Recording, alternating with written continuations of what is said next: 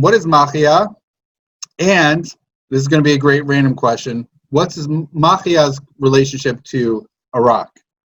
All right, so let's start off with what is Mahia. The name Mahia itself is a composite. It's a Moroccan Jewish dialect and also just general Moroccan dialect Arabic word that's a composite of ma, which is water, very similar to mayim, and hiya, which is life. So mayim hayim, life water, or eau de vie.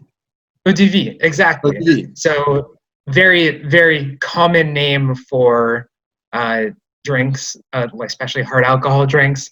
And same thing, by the way, with whiskey. I mean, that's where it gets its name from. Originally, it's a Celtic or Scottish whole phrase meaning waters of life.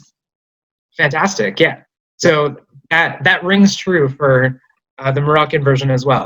It can be made out of dates. It can be made out of other things. I'll get specifically into the interesting case, which is Mahia made out of wine and made out of grapes. You asked me about the relationship between Arak and Mahia.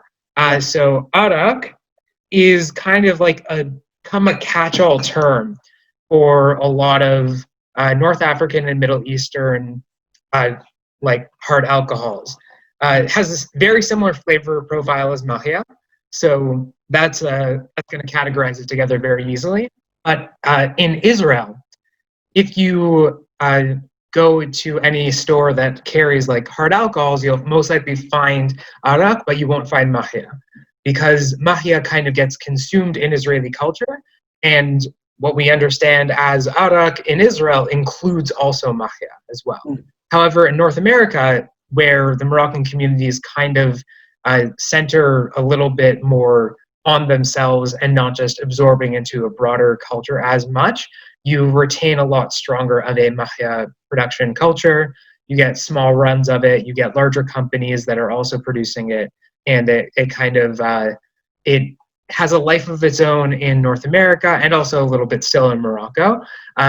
And I presume also in France. I haven't been to France, so I can't comment on the state of Mahia there, but in Israel, Morocco, and Canada and the United States, it takes a different form in each of those places.